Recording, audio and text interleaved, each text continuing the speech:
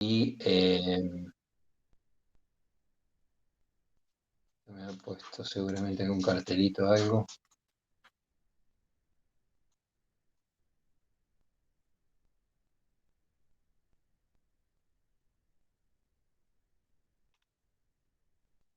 Bien. Para un determinado xy, si yo me muevo un delta xy, voy a estar en un xy más ese delta que me moví. Por lo tanto, si este es mi xy, aquí tengo mi f de xy, y si me muevo un delta xy, acá voy a tener mi f de xy más ese delta, ¿no? Esta diferencia se le puede llamar delta i.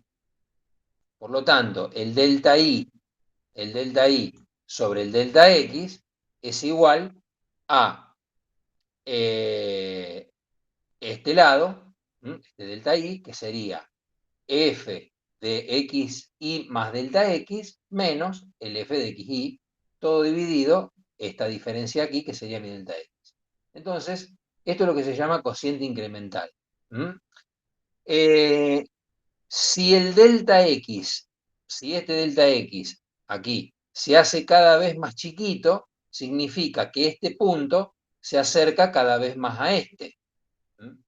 Si tomamos el límite del delta x tendiendo a 0, entonces esa es la definición de derivada. ¿Por qué? Porque la derivada es precisamente un delta x, o sea, moverme infinitesimalmente desde mi xy a un delta x, un diferencial de x, me muevo. O sea, acá en realidad, si el delta x tiende a 0, entonces esto sería un diferencial. Y si me muevo un diferencial hacia adelante, se puede considerar que sigo prácticamente sobre el punto, por lo tanto, ese es el valor de la pendiente de la recta tangente a ese punto, ¿no? Esa es la definición de derivada, que ustedes la han visto en análisis matemático. Es bastante simple. ¿Qué pasa con la definición de integral? ¿No? Supongamos que yo necesito conocer el área, cuánto vale el área esta aquí, debajo de la curva. ¿Cuánto vale esta área? ¿No? ¿Cuánto vale esto? ¿Cuánto vale esto acá? Si yo no supiese nada de análisis matemático, ni de métodos numéricos, ni nada, ¿qué haría? Y lo que haría sería lo siguiente. Como no puedo calcular de manera exacta porque aquí tengo una curva, entonces lo que haría sería, tengo que calcular el área entre A y B con este límite curvilíneo aquí arriba. Por lo tanto, lo que puedo hacer es dividir toda mi área en segmentos más pequeños, ¿no? En segmentos más pequeños, así divido en segmentos más pequeños de igual tamaño y considero que esto aquí arriba es recto. En lugar de ser curvo, es recto. ¿Tiene error? Sí, tiene error, pero bueno, no es tan grave si el segmento en el cual divido a mi segmento más grande son lo suficientemente pequeños, entonces se puede considerar que esta parte de acá arriba no es curva, sino que es recta. Por lo tanto, el área de cada uno de estos segmentos va a ser este delta o este espacio aquí, que aquí le llama delta X, vamos a llamarle a este delta X1, multiplicado por esta altura, ¿no? Esta altura acá, toda esta altura, ¿no? Porque es un cuadrado esto, es base por altura, y la altura va a ser f de, pongámosle X1. X1. Y lo mismo hago con el segmento que está al lado, así. O sea que este segmento, este segmento aquí, su área va a ser delta X1 por f de X1. Lo mismo hago con el segmento que está al lado, lo mismo hago con otro segmento al lado, y así hasta llegar a B, digamos, ¿no? Un segmento más hasta llegar a B. Si sumo la área de este segmento, de este segmento, de este segmento, de este segmento y todo, hasta llegar a B, voy a tener un área aproximada del área debajo de la curva. ¿Estamos de acuerdo? Eso es lo que se hace aquí. Si yo hago la sumatoria la sumatoria de mis fxy por mis delta x, el delta x acá no le pone ni 1, ni 2, ni nada, porque el delta x se supone que una vez que planteamos varios delta x, todos son iguales. Son todos, tienen todos, los segmentos en este sentido, tienen todos el mismo tamaño, ¿no? Por lo tanto, el delta x es constante. Lo que va cambiando es el fxy, ¿no? Porque no es lo mismo la altura de este segmento que la altura de este segmento que la altura de un segmento por acá arriba. Por lo tanto, el segmento de acá arriba tiene más área que un segmento que esté acá abajo, porque todos tienen el mismo ancho, pero no tienen el mismo alto.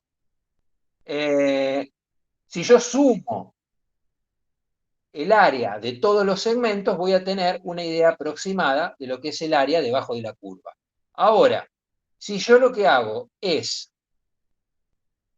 en lugar de dividir en una cantidad finita de segmentos, divido en una cantidad infinita de segmentos, entonces el tamaño de delta x, o sea, el tamaño del segmento, la base del segmento, va a tender a 0. Y si hago la sumatoria de esta cantidad infinita de esos segmentos, entonces esa es la definición de integral. Es una sumatoria infinita de segmentos de tal manera que me dan el área debajo de la curva.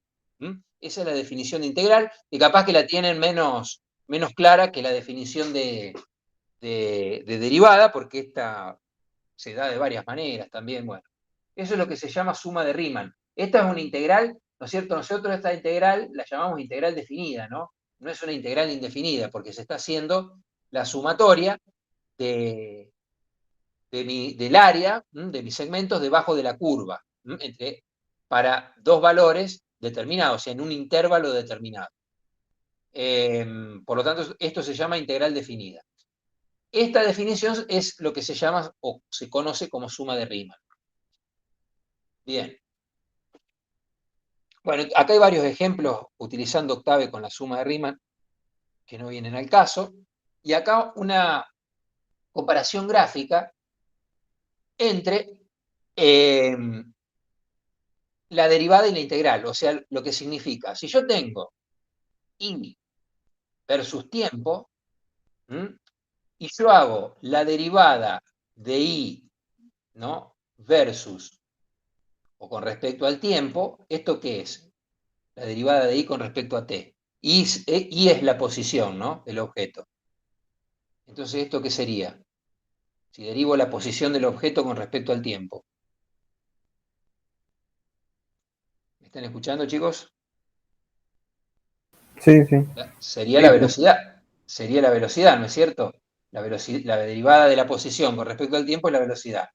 Si yo derivo la posición con respecto al tiempo es la velocidad. Por lo tanto, esta derivada, si yo tengo la curva de cómo mi objeto se mueve con respecto al tiempo y hago la derivada en un punto determinado, la pendiente de la línea recta en ese punto, la pendiente de la línea recta en ese punto es la velocidad del objeto precisamente en ese punto. Por lo tanto, yo puedo graficar, esto sería la velocidad frente al tiempo, que surge de graficar la pendiente, el valor de la pendiente, en cada punto, o sea, en los infinitos puntos que forman esta línea, con respecto al tiempo. Fíjense que la variable tiempo es siempre la misma, ¿no? O sea, calculo cuál es la pendiente en este punto, para este tiempo la grafico acá. El valor de la pendiente en este punto la grafico acá. Y así infinitamente para poder formar la curva, ¿no? Entonces, esto sería la expresión de la velocidad frente al tiempo, que es lo mismo que decir que esto es la pendiente de la derivada de mi curva expresada y versus espacio versus tiempo, la pendiente en un punto determinado. Ahora, si esta curva que está aquí, lo que hacemos es calcular el área debajo de esta curva, por ejemplo, de este punto acá, toda esta área aquí debajo me vuelve a dar la velocidad en este punto aquí. Perdón, la posición en este punto aquí. Aquí esto debe ser, bueno, no sé, no dice, no, es difícil la escala. O sea, toda esta área, si yo hago la integral debajo de esta curva, vuelvo a obtener la posición del objeto a este tiempo aquí, ¿no? Al mismo tiempo aquí y aquí, ¿no? Es lo mismo. ¿Estamos? Entonces, esa más o menos es comparativamente, si lo vemos de manera gráfica, tanto la integral como la derivada, ¿no? O sea, cómo se relacionan entre sí. Y es bastante simple verlo porque son dos variables que manejamos bien, que son la velocidad y el tiempo, y cómo un objeto se desplaza a través del tiempo. Bien. ¿Cuáles son los tipos de funciones de integrar o diferenciar? Si las funciones son continuas, y simples, son funciones simples, puedo utilizar métodos analíticos, o sea, las conocidas tablas de derivadas o integrales. Ahora, si la función es continua y es complicada, no me queda otra que utilizar un método numérico, ya sea para derivarla o integrarla. O sea, tengo dos opciones. Si la función es simple, utilizo los métodos analíticos que ya conocemos, ¿no? Los que aprendimos en análisis matemático y que están las tablitas y todas esas herramientas, digamos, o estrategias, si se quiere, para resolver integrales de funciones relativamente complejas de manera analítica, ¿no? El tema es que no siempre las funciones son simples o relativamente simples. En general, son funciones bastante complejas, por lo que no nos queda otra que aplicar los métodos numéricos para poder resolverla, tanto sea para derivarla o para integrarla. Y otra posibilidad que existe es que en realidad ni siquiera tenemos la función. Tenemos solamente datos tabulados. O sea, nosotros tenemos una serie de datos que pueden ser, por ejemplo, como dije el otro día, volumen en función de la temperatura. Y nosotros tenemos datos, nada más. No tenemos una función que nos describa de manera exacta cómo el volumen se comporta con respecto a la temperatura. No lo conocemos. Entonces, si no lo conocemos, lo único que tenemos son estos datos. Y podemos hacer una integral numérica simplemente con los datos. No nos hace falta la función. Hay veces que tenemos la función, no la podemos obtener, la integral o la derivada, no la podemos obtener de manera analítica, por lo tanto, aplicamos métodos numéricos. Pero otras veces ni siquiera tenemos la función, solamente tenemos datos. Así. También esos datos podemos obtener su integral o su derivada si así lo requerimos. O sea que esa es una ventaja de los métodos numéricos. Para los métodos numéricos, ni siquiera para obtener una derivada, una integral, ni siquiera nos hace falta la función. Contener una serie de datos, ¿no? O sea, cómo se comporta una variable con respecto a la otra, con eso es suficiente para obtener una derivada o una integral de esas variables. Bien. Recuerden sí que hay siempre estas dos posibilidades. O tenemos la función y es complicada, por lo tanto aplicamos los métodos numéricos, o otra posibilidad es que ni siquiera tenemos la función, solamente tenemos datos tabulados, y en ese caso también aplicamos los métodos numéricos. Acá no tenemos otra.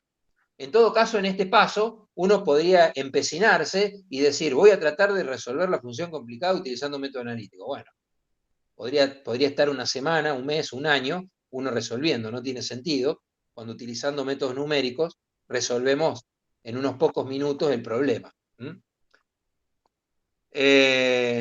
Bien. Los métodos sin computadora, ¿qué pasaría si no tuviésemos computadora para resolver este tipo de cosas? ¿Cómo obtendríamos derivadas, por ejemplo? Acá hay un simple ejemplo. Supongamos, esto es lo que yo les decía recién. Tengo solamente datos. Acá ni siquiera tengo una función. No tengo nada.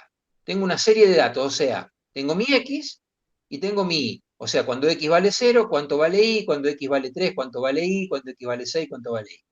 Supongamos que quiero obtener derivadas de esto. Si quiero obtener derivadas, puedo obtener derivadas donde sea, ¿no? Obviamente que no voy a obtener una expresión completa que me va a describir la derivada entre todos los puntos. Lo que voy a hacer es decir, bueno, voy a obtener una derivada entre esta serie de datos. o voy a obtener una derivada entre esta serie de datos, o qué sé yo, o voy a obtener una derivada entre estos dos datos. O sea, ¿cuánto vale la derivada entre 15 y 18? O sea, ¿cuánto vale la pendiente de mi curva en un punto que esté entre 15 y 18 de mi variable x y, lógicamente, 650 y 720 de mi variable y? Bueno, es muy fácil. Lo que tengo que hacer es esto menos esto, dividido esto menos esto. Y eso me da 23.3. O sea, la derivada numérica, la derivada numérica, que el valor de la derivada numérica en esta región, o sea, entre 15 y 18, tiene este valor. Si yo tuviese una función analítica, evidentemente acá no la pone, ¿no? Pero seguramente estos datos los ha sacado de una función analítica. ¿Ven? Fíjense, acá tengo los mismos valores y calcula la derivada exacta. Para 0, fíjense que acá para 0 exacto no lo puedo calcular, siempre calculo el valor intermedio, intermedio, intermedio, intermedio. Si yo tengo la función analítica, sí puedo calcular la derivada exacta en cada punto, ¿no? Obviamente. Fíjense que la derivada analítica para 15 da 25 y la derivada analítica en 18 da 21. Y mi derivada numérica en este rango, entre 15 y 18, me da 23.3. O sea, un valor intermedio de estos dos. No está tan mal. No está tan mal.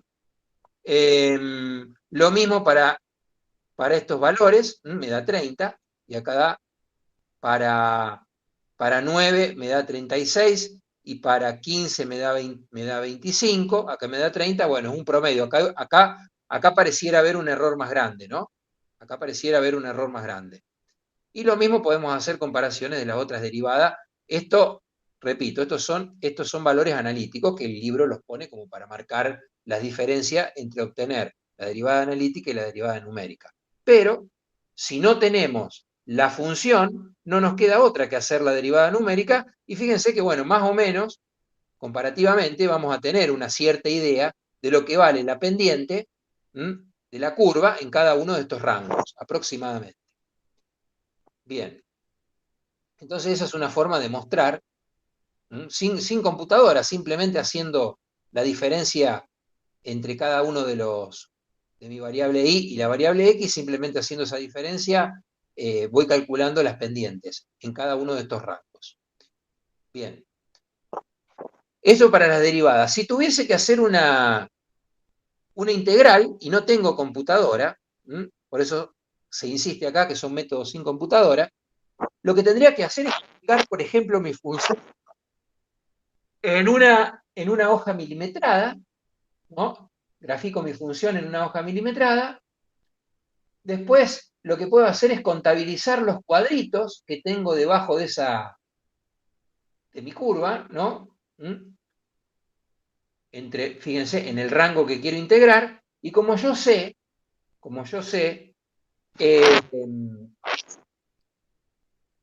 cuál es el área de cada cuadrito, después contabilizo todos los cuadritos, lo multiplico por el número de cuadritos, lo multiplico por el área, el número total de cuadritos lo multiplico por el área, y voy a tener una idea aproximada del área debajo de mi curva, ¿no? Por supuesto que acá, en el eje X, tengo que respetar las unidades, qué sé yo. Si quiero saber, no sé, el área en metros cuadrados, bueno, esto tendrá que ser metros, aquí abajo, y lógicamente el f de x también tendría que estar en la unidad apropiada para que después obtener y decir, bueno, entonces el cuadrito es 1 por 1, ¿no? 1 metro por 1 metro, y bueno, ahí voy a obtener la unidad correspondiente. Pero esto es un comentario al margen, no viene el caso. Lo cierto es que yo tengo que saber cuánto mide cada cuadrito, tanto de base como de altura. Contabilizo, y después multiplico el área por el número total de cuadritos. ¿Cómo le asigno, cómo digo este cuadrito? ¿Lo contabilizo o no lo contabilizo? Lo que voy a hacer, si el cuadrito está ocupado por más de la mitad, entonces lo contabilizo. Si está ocupado por menos de la mitad, no lo contabilizo. Y fíjense que hay algunos casos que sobra un poquito, como acá, como acá, como acá, como acá, y en otros casos que me falta, como por ejemplo acá, como por ejemplo acá, y como por ejemplo acá. Entonces eso más o menos compensa el error, digamos. En algunos casos estoy en exceso y en otros casos estoy en defecto, ¿no? O sea, estoy contabilizando de menos. Si yo quisiese incluso disminuir más aún el error, acá, ¿qué podría hacer?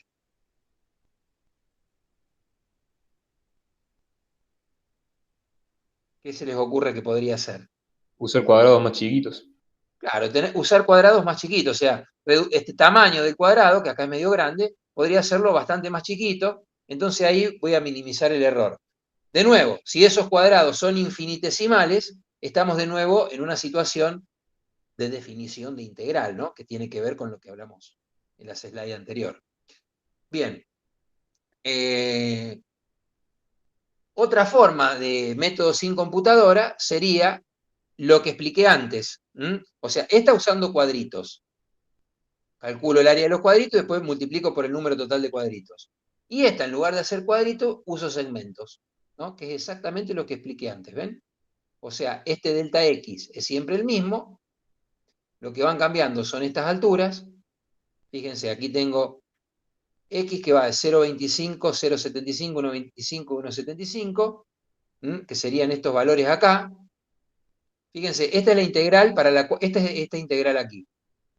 Y para esta integral yo no conozco la integral analítica, o es muy compleja de resolver, por lo tanto me conviene darle valores a x, obtener el f de x, graficarla, y después hago este procedimiento de dividir en el intervalo en el cual yo quiero integrar. Fíjense que acá entre a y b, en este caso sería entre 0 y 2, o sea, a sería igual a 0 y b sería igual a 2, y hago, fíjense cuánto vale acá el segmento.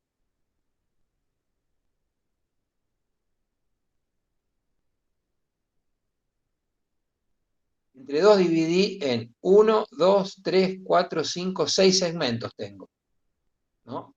O sea, 1, 2, 3, 4, 5, 6. Por lo tanto, ¿cuánto vale cada segmento? 0,25, ¿no? 0,25, 0,5, 0,75, 1, 1,25, 1,5. No, menos.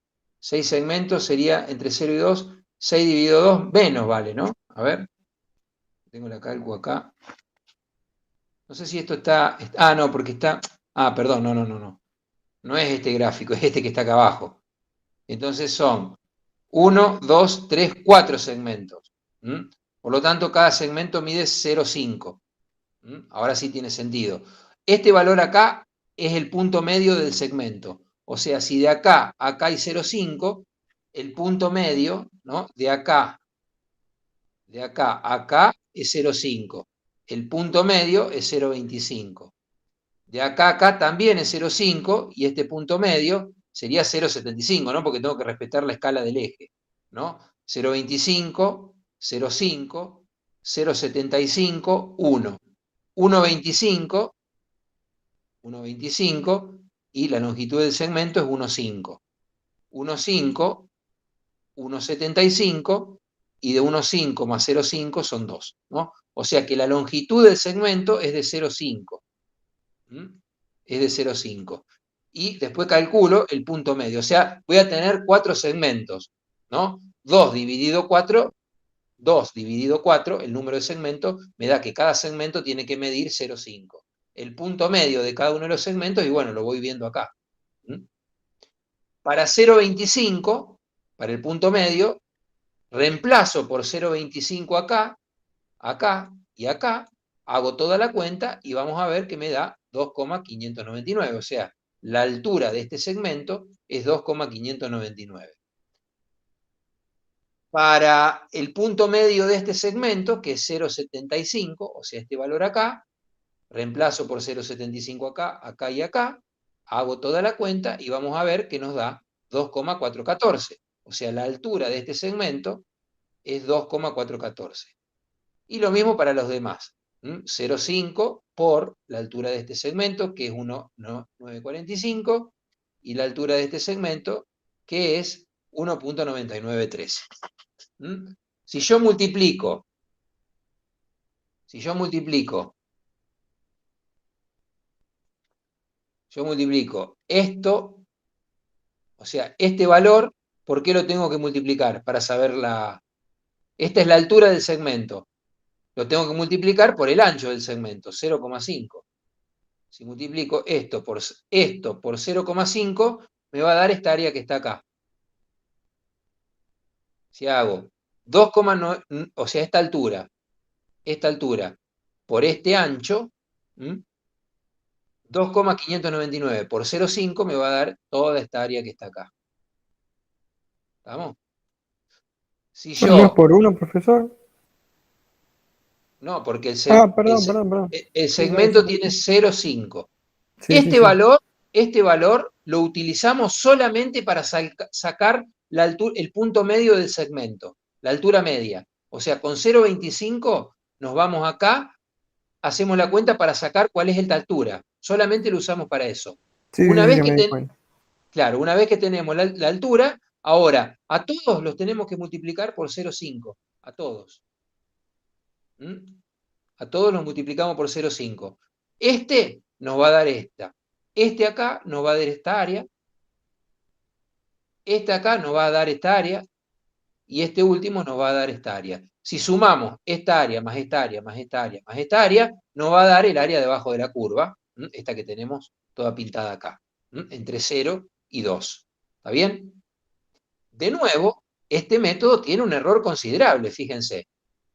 Se puede apreciar a simple vista, ¿no? Acá, esta área no la estoy contabilizando, pero acá también tengo un área que no estoy contabilizando, y acá tengo área que estoy sobreestimando, o sea, esta área no iría, esta que está acá arriba.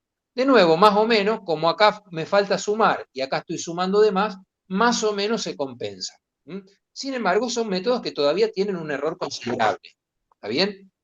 De hecho, si yo agrando el intervalo y mantengo el mismo número, el mismo ancho de segmento, el error todavía se puede incrementar bastante más.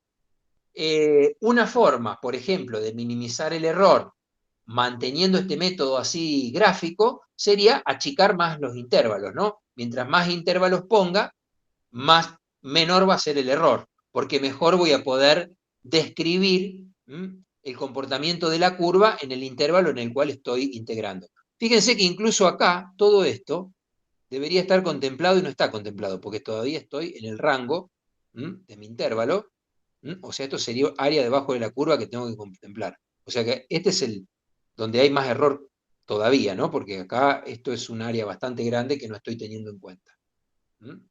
Bien. Así que bueno, una forma sería achicar los segmentos. Esto prácticamente no se usa, no tiene sentido, salvo que, como digo siempre, que estemos en medio del desierto de Sahara, no tenemos computadora, no tenemos calculadora, no tenemos nada, y bueno, si no tenemos calculadora incluso vamos a estar complicados para hacer estas cuentas, y tenemos que calcular el área debajo de una curva, por ejemplo. No sé por qué tendríamos que calcular el área debajo de una curva en el medio del desierto del Sahara, pero supongamos que no ocurre una cosa así, y bueno, podemos recurrir a este tipo de métodos. Como vamos a estar en la comodidad de nuestra oficina, lo que vamos a hacer es aplicar los métodos numéricos que vamos a aprender. Aplicaciones, bueno, sacar, por ejemplo, el área que tiene que ver con el caudal de un río, el flujo dentro de un río, digamos, el área en un río, digamos, este es el área que ocupa un río, o el área de profundidad, este sería el área de ancho que ocupa un río, o el área de profundidad, o la fuerza que ejerce el viento dependiendo de la altura sobre un edificio, bueno, tienen distintas aplicaciones, tanto lo que son derivadas como, como integrales. No me acuerdo si primero si está integración numérica primero. Bueno, vamos a seguir el orden. En general doy siempre primero derivadas numéricas y después al último doy integración. Pero bueno, vamos a seguir el orden porque si es integración. Bien.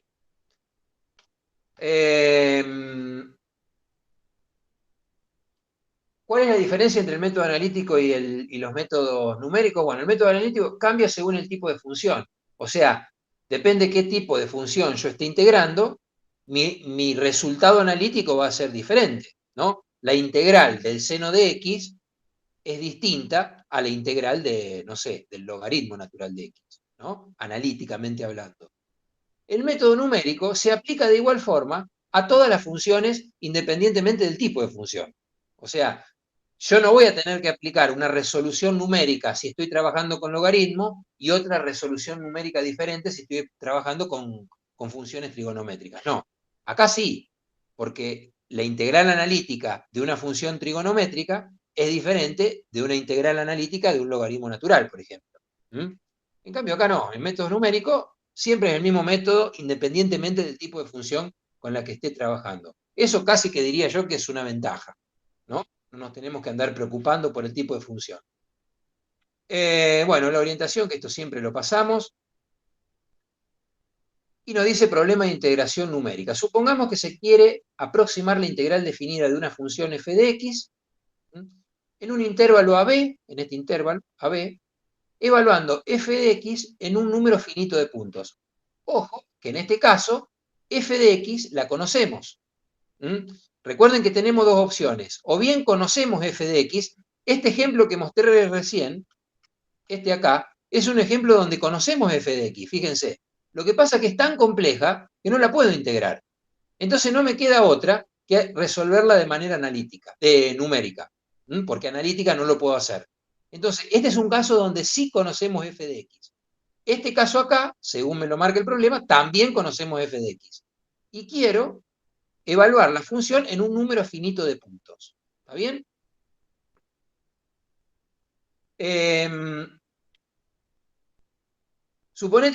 Supongamos que el intervalo es este que está aquí, entre A y B. Y quiero conocer el área debajo de la curva entre A y B. ¿Qué es lo primero que se les ocurre para hacer algo tipo numérico? Si yo tengo que utilizar alguna de las cosas que ya vimos, ¿no? Encontrar una función más simple, fíjense, yo podría encontrar una función que pase por estos puntos, que pase por este punto, por este punto, por este punto y por este punto, y que sea mucho más simple que esta. ¿No les parece que yo podría hacer eso? O sea, si yo conozco este punto, conozco este punto, conozco este punto y conozco este punto, porque lo saqué de acá, en lugar de integrar una función, podría aproximar una función que pase por estos puntos, integrar eso. ¿Qué función se les ocurre que sería más fácil de integrar de manera analítica que esto que vemos acá? Un polinomio de grado 3. Claro, un polinomio de grado 3, por ejemplo. Un polinomio de grado 3, yo lo podría hacer pasar de manera exacta por este punto, este punto, este punto y este punto. Integro el polinomio de grado 3, que es muy fácil. Calculo el área debajo de la curva del polinomio de grado 3 y ese resultado yo sé que va a ser más o menos similar a que se hubiese hecho la integración de esta función, ¿no? Básicamente, los métodos numéricos para resolver ese tipo de cosas se basan en eso, ¿no? En hacer pasar una función, cuando la conozco, por esa cantidad de puntos, e integro eso. Simplemente en eso se basa la integración numérica, chicos. No tiene ningún secreto. Por eso, si yo tengo que hacer una integración en este intervalo, lo primero que se me podría ocurrir es decir, bueno, tomo solamente 2 puntos y paso una línea recta. Si paso una línea recta e integro debajo de esa línea recta, fíjense que si hago eso, por ejemplo, en este caso particular, el error es bastante grande, porque estoy dejando fuera todo esto. Si agrego un punto más, fíjense, acá agregué un punto más, entonces en lugar de hacer pasar por 2 puntos una línea recta, puedo hacer pasar un polinomio de grado 2. Y ahí fíjense que ya le estoy errando por un poco menos, porque acá le estoy errando por esto y esto, acá estoy sobreestimando, se compensa, y este error que tengo acá claramente es mucho menor que este error que tengo acá, ¿no? Eso se nota. Y finalmente, podría tomar más puntos, o sea, tomar 4 puntos, por ejemplo, y hacer pasar un polinomio de grado 3, hago pasar un polinomio de grado 3, y calculo el área debajo de la curva de un polinomio de grado 3. Acá lo mismo, tengo este error acá estoy sobreestimando, pero fíjense, en toda esta región prácticamente no tengo error. Como acá, ponele, acá sí tengo mucho error. Después vamos a ver que aplicar polinomio de grado 2 y polinomio de grado 3 es casi lo mismo, tiene el mismo orden de error. Pero bueno, esto sería básicamente lo que haríamos. Si aplicamos un polinomio para integrar, aplicamos un polinomio de grado 1, esa técnica se llama método del trapecio. Si aplicamos un polinomio de grado 2, esa técnica se llama Simpson un tercio, y si aplicamos un polinomio de grado 3, esa técnica se va a llamar Simpson 3 octavos. Entonces vamos a ver, porque ahora, ¿qué tenemos que hacer? Bueno, obtener la función que pasa por los dos puntos, que en este caso serían los límites de mi intervalo, integrar. En realidad no es que hay que obtener directamente la función, sino que es directamente, se deduce una fórmula, y lo que se hace es aplicar directamente esa fórmula, y esa fórmula se llama fórmula del trapecio. Lo mismo que para la fórmula de Simpson un tercio, fórmula de Simpson 3 octavos. O sea que no es que tenemos que obtener el polinomio y después, ¿podríamos hacerlo? Sí, podríamos hacerlo, porque nosotros ya aprendimos cómo hacemos pasar una curva que pase por determinada cantidad de puntos, ¿no? Que es con la interpolación. Yo con la interpolación puedo hacer que una curva pase de manera exacta por 3 puntos, por 4 puntos, por 2 puntos. Pero en este caso no es necesario obtener la función, sino que directamente vamos a aplicar la fórmula que nos da tanto para el trapecio, Simpson un tercio y Simpson un octavo. Bien. Si el error es muy grande, una de las cosas que puedo hacer, supongamos que estamos aplicando la fórmula del trapecio, una de las cosas que puedo hacer para minimizar el error, en lugar de aplicarlo en todo este intervalo, subdivido el intervalo, entonces aplico fórmula del trapecio entre este punto y este punto, fórmula del trapecio entre este punto y este punto, y fórmula del trapecio entre este punto y este punto. Y ahí obtengo el área debajo de esta curva, curva o línea recta, ¿no? Porque el trapecio es una línea recta, debajo de esta línea recta y debajo de esta línea recta, ¿no? O sea, hago 3 veces una integral, sumo, y ahí mejoro el resultado. Bien, acá habla de segmentos cerrados o segmentos abiertos. Esto no. En general siempre vamos a hacer una integral de forma cerrada, ¿no? Vamos a contemplar los límites del intervalo, siempre los vamos a utilizar. Siempre van a ser datos para nosotros. Profe, Sí. una consulta. ¿Siempre se usa como máximo un polinomio de grado 3? Vamos a ver que sí. Vamos a ver que sí. Porque lo conveniente, en lugar de aumentar el grado del polinomio, es hacer integración múltiple. O sea, si tenemos 10 puntos, nos conviene ir agarrando de a 3 o 4, ¿no? y ir sumando la integral debajo de esos distintos polinomios de grado 2 o grado 3. O sea, Claro, eso, como eso, en... sí, eso se llama integración múltiple, ya lo vamos a ver. Gracias. Bien, fórmula de integración de Newton-Cotes, ¿no? Se eligen n más un punto en el intervalo AB y se aproxima f de x con un polinomio de Lagrange de grado n, ¿no? Esto ya lo hemos visto, cómo se aproxima. Y fíjense que directamente se puede deducir cuál es la fórmula de integración aplicando directamente la integral al polinomio de Lagrange. Directamente. Entonces, dependiendo del valor de n, esta fórmula que voy a obtener va a ser diferente dependiendo del grado del polinomio. Vamos a ver, por ejemplo, creo que ya lo siguiente que viene es el polinomio de primer grado, ¿no? Obviamente.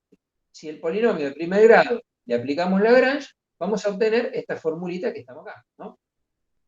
Este es el polinomio de grado 1 o la ecuación de una línea recta, ¿no? Expresada según Lagrange, ¿no?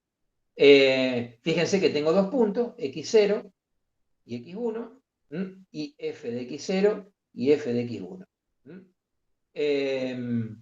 Entonces lo que tengo que hacer, según esta fórmula que está acá, es integrar el polinomio de Lagrange. Entonces, ni más ni menos, lo que hago es tomar esta fórmula e integrarla entre x0 y x1. Se integra esto es lo que se obtiene. De integrar esto se obtiene esto que está acá abajo. Después evalúo en x0 y le resto lo mismo evaluado en x1. Ustedes eso ya saben cómo se hace. Y finalmente hago las cuentas, hago reacomodo algebraicamente todo lo que corresponda, y la fórmula de la regla del trapecio no es ni más ni menos que esta que está. O sea, lo que tengo que aplicar es esto, o sea, la integral, el valor de la integral debajo de la línea recta que pasa por x0 y que pasa por x1 no es ni más ni menos que esta fórmula que está.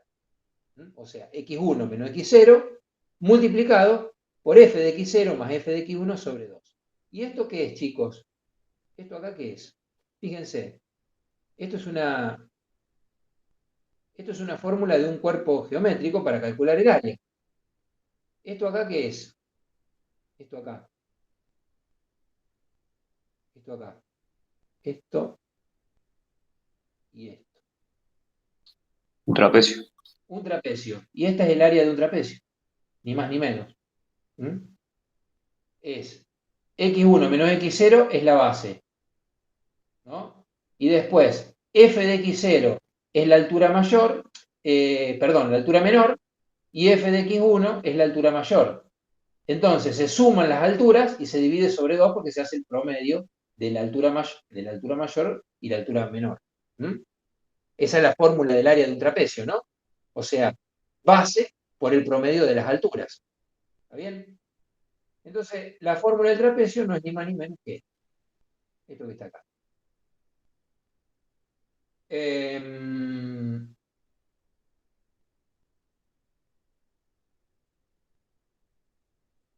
El problema de esta fórmula es que si yo la aplico al intervalo total, como dijimos antes, el error es muy grande.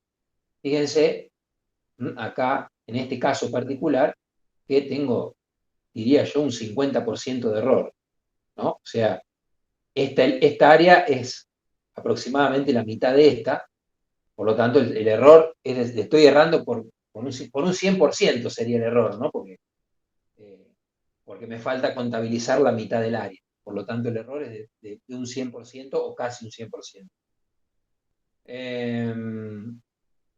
¿Cómo mejoraría esto utilizando la fórmula del trapecio? ¿No? O sea, esto se puede mejorar utilizando la fórmula del trapecio. ¿De qué manera? Subdividiendo el intervalo total en subintervalos más pequeños y aplicar esta misma fórmula a cada uno de los subintervalos. Eso tiene una particularidad. Bueno, acá está el ejercicio que lo vamos a pasar por alto. De última, después lo resolvemos porque vamos a tener tiempo en la clase que viene.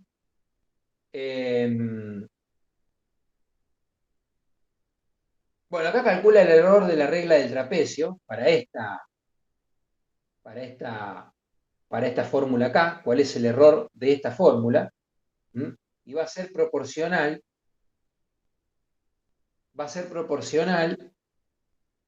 a esto que está acá. Bueno, si quieren vamos a repasar porque son varias slides que tengo que pasar de largo, no voy a hacer. Lo que se hace es partir de la fórmula de la serie de Taylor, se hace una expansión alrededor de x0, fíjense que estoy haciendo una expansión alrededor de x0, trunco, después se hace un cambio de variables,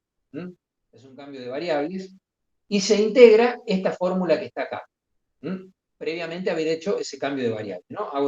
Fíjense que x0 lo reemplazo por esta igualdad, ¿no? O sea, en realidad tengo que pasar esta x, la tengo que pasar para el otro lado, bueno, me termina quedando esto. Tengo que despejar x, ¿no? Y hago toda esta integral, resuelvo esto es bastante complejo de demostrar y de entender, la verdad que en el libro tampoco ni siquiera está, simplemente hay que asumirlo. La resolución de esta integral me da esto que está aquí, después se reemplaza la primera derivada por una diferencia finita dividida porque no la conozco, esta derivada acá, esta que está acá, ¿no? Es una derivada primera, no la conozco, y si no me equivoco acá se trunca en la derivada segunda directamente, Eh, y, y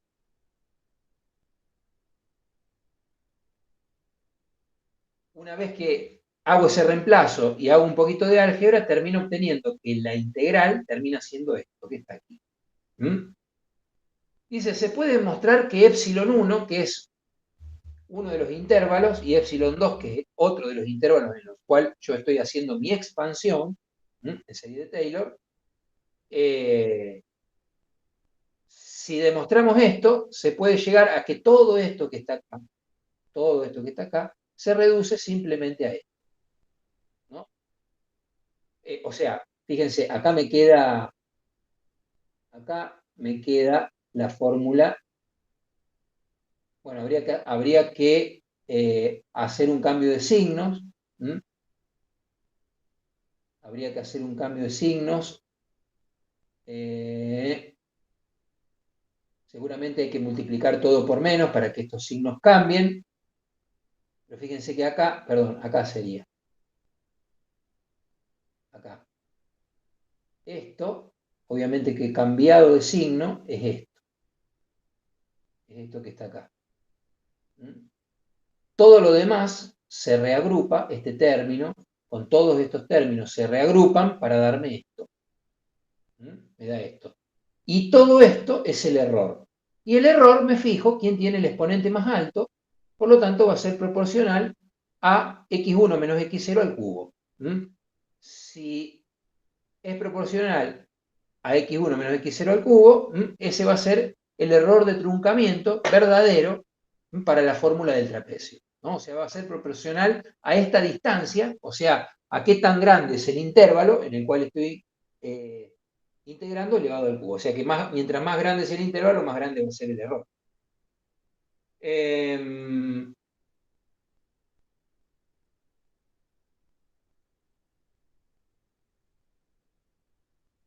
¿Cuál es el problema? ¿Cuál es el problema? Que el error verdadero no lo puedo conocer nunca. ¿Por qué? Porque el error verdadero queda en función del épsilon. Queda en función del épsilon. O sea, ¿por qué queda este épsilon? Bueno, primero porque acá adentro tenemos un épsilon 2 y un épsilon 1, y después asumimos que esos dos épsilon son iguales. Si son iguales, no hace falta poner ni uno ni dos, sino que pongo simplemente épsilon. El problema es que ese épsilon es un valor dentro del intervalo, pero que no sé dónde está. Entonces no puedo utilizar esta fórmula para calcular el error verdadero, y no me queda otra que utilizar Profe, una consulta. Sí, Eh, x sub 1 menos x sub 0 sería como b menos a. acá en la Claro, el sí, integral sería como, veo que el integral es de a a sí, b, sí, sería como, sí, fíjense que eso es un poco engorroso en el apunte, porque x1 y x0 son los límites del intervalo. Y fíjense que después hace el cambio y dice, bueno, x0 es igual a A, ¿entiendes? ¿no? Y x1 es igual a B. O sea, hablar de x1 o B o hablar de x0 o A es indistinto. No se confundan con eso. ¿Vamos? Es fundamental. Hay un gráfico acá, fíjense en el gráfico este. Acá, ¿ven? X0 igual a A, x1 igual a B. Son los límites. ¿Vamos? Son etiquetas. Simplemente tienen que estar atentos a las etiquetas, ¿no? No confundirse con eso. Bien, entonces les decía que como no sé quién es épsilon, lo desconozco, es algún punto dentro del intervalo en el cual estoy evaluando, pero no sé cuál, no me queda otra que el épsilon tomarlo por un valor definido, x, que yo sí conozca, pero va a ser un promedio de f2, no va a ser una derivada segunda valuada en épsilon, sino que va a ser el promedio de la derivada segunda en todo el intervalo valuada en x, ¿no? O sea que voy a tener que tomar, para calcular el error de la fórmula del trapecio, voy a tener que trabajar con esta fórmula y no con esta. De todas maneras, el error se sigue manteniendo proporcional a h, ¿no? Siendo h igual a x0 menos x1, así lo pone este lado, ¿no? X0 menos X1, ¿no? Al revés.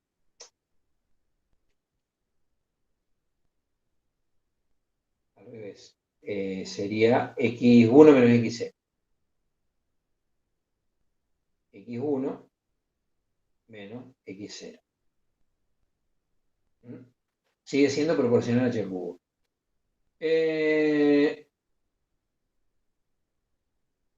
La fórmula del trapecio, obviamente, la fórmula del trapecio da un resultado exacto si yo estoy integrando un polinomio de grado n menor que 1. ¿Eso qué significa? Que si yo con la fórmula del trapecio integro una serie de puntos que tienen un comportamiento recto, ¿no? Integrar con la fórmula del trapecio, que también es una línea recta, me va a dar resultado exacto, ¿no? Acá no hay error. ¿Mm? Y si n menor que 1 y algo menor que 1, ¿qué sería? Y una constante. Y si yo integro con la fórmula del trapecio, una función constante, lo mismo, la integral debajo de la curva me va a dar un error igual a 0, ¿no? Toda esta área. ¿Por qué? Porque acá no hay error, ¿cierto? Perdón que no puedo, me cuesta escribir con el mouse, pero bueno, o sea, ¿esto qué significa? Resultados exactos para polinomios de grado n menor o igual que 1. O sea, la fórmula del trapecio, si yo estoy integrando un polinomio de grado n menor que 1, que obviamente no voy a usar la fórmula del trapecio para hacer la integral de una línea recta, la hago analítica, porque es una pavada, y menos voy a hacer la integral de una constante, ¿no? No voy a resolver numéricamente la integral de una constante, lo hago de manera analítica. Esto es simplemente para hacer notar que la fórmula del trapecio es exacta para polinomios de grado n menor. Bien. Acá hay un ejemplo. Acá está la fórmula. Esto ténganlo en cuenta porque esto no está en ningún lado, chicos. Esta fórmula, en realidad ya tiene reemplazado los números, pero es la forma de calcular, esto. De calcular esto acá. Porque esta fórmula no está, creo que ni siquiera en el libro está. Si bien es una fórmula que viene de análisis matemático y es conocida, en el libro no sé si está. O capaz que sí está, no me acuerdo en este momento, pero sí sé que no está en el apunte. O sea, el único lugar donde está es en este ejercicio. Y fíjense, ¿en qué consiste esa fórmula? Consiste en lo siguiente. En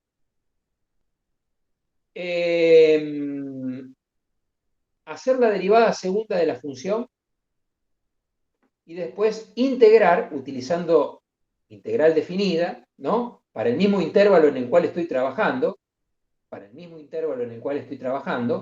¿no? Entre 0,8 y 0, entre 0 y 0,8, ese es el intervalo en el cual estoy trabajando, integrar la derivada segunda de mi función. O sea, primero hago la derivada segunda y después hago la integral definida de esa función entre 0,8 y 0.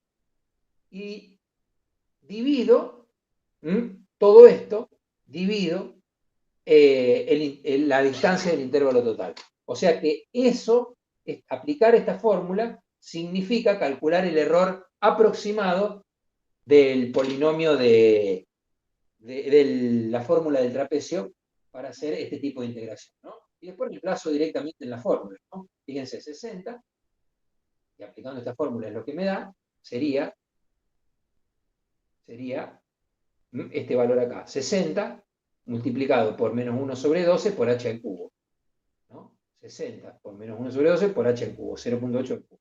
El error aproximado de esta fórmula sería 2,56. ¿Qué me dice eso? Nada, tendría que compararlo con otro método para ver de qué orden me da el error. Seguramente me va a dar, por ejemplo, si aplicamos la fórmula de Simpson, un tercio, el error en lugar de 2,56 va a dar 0,02.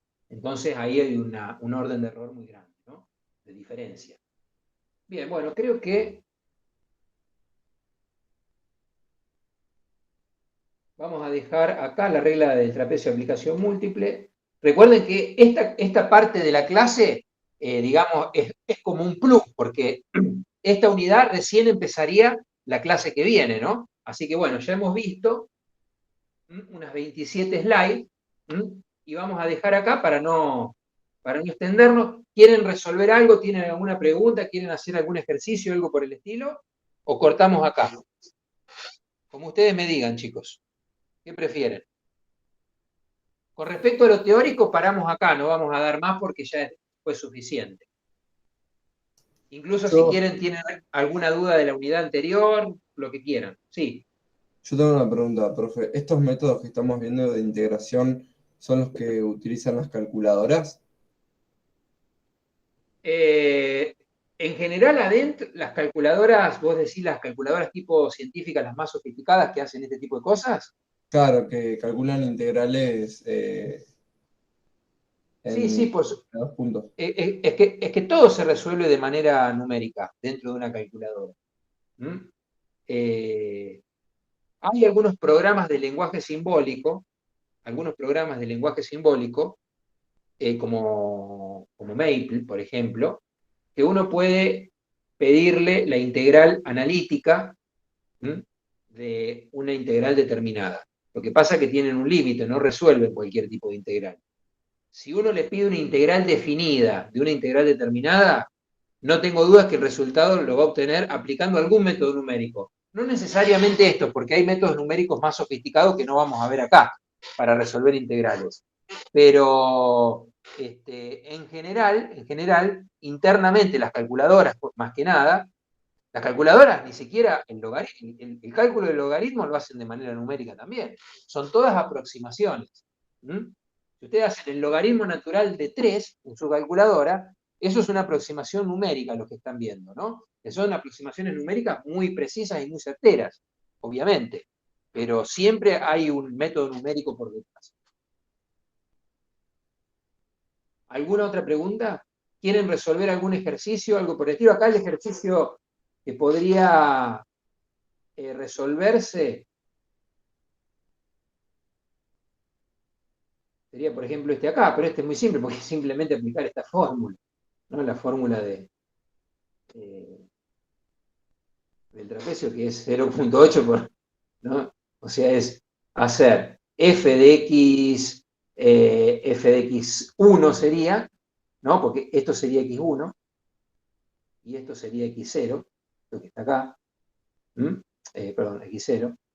O sea, x0 es igual a 0 y x1 es igual a 0,8. Y después f de x1 es esto y f de x0 es esto. Aplico la fórmula del trapecio, 0,8 menos 0 me da 0,8, ¿no? x1 menos x0, 0,8 menos 0 me da 0,8, y después hago f de x0 más f de x1. Dividido 2 me da 0,1728. O sea, aplicando la fórmula del trapecio, la integral de esto me da este valor, que obviamente es un valor con un error de un 89%. ¿no? Este valor lo puedo calcular porque en algún lado me tiene que decir cuál es el valor real de la integral, ¿no? Fíjense. Fíjense que este es el error verdadero. Y el error verdadero lo sé porque este valor lo conozco porque seguramente me lo están dando como dato. ¿no? No está acá, pero seguramente lo dan como dato. O sea que esto es muy simple. Bueno, si no hay preguntas ni nada, ni ninguna solicitud, dejamos acá, chicos. Así, la próxima clase seguimos con esto y nos va a sobrar como para hacer ejercicio tanto de esta guía como de la de diferenciación numérica. ¿Hay alguna otra pregunta o sugerencia? Nada. A ver acá en el chat. Bueno, acá hay una acotación que debe ser de antes. Calculamos el área de la joroba del camello. No sé qué quiso decir acá. Bueno, ¿hay alguna otra pregunta, chicos? ¿Nada? Si no, cortamos acá. Claro, puede ser, sí, claro, supongamos que nos agarra esa intriga, ¿no? Estamos en el medio del desierto de Sahara y por ahí vemos un camello y uno dice, pucha, ¿cuánto será el área debajo de la curva de la joroba del cabello? Y ahí nos agarra justo en ese momento de incertidumbre sin calculadora, sin computadora, y bueno, y utilizar algún método gráfico en la arena, directamente en la arena, ¿no es cierto? Dibujamos en la arena con una pizarra, y ahí calculamos el área de la joroba, debajo de la joroba del cabello. Es una posibilidad, está muy bien. Un ingeniero siempre se las tiene que arreglar.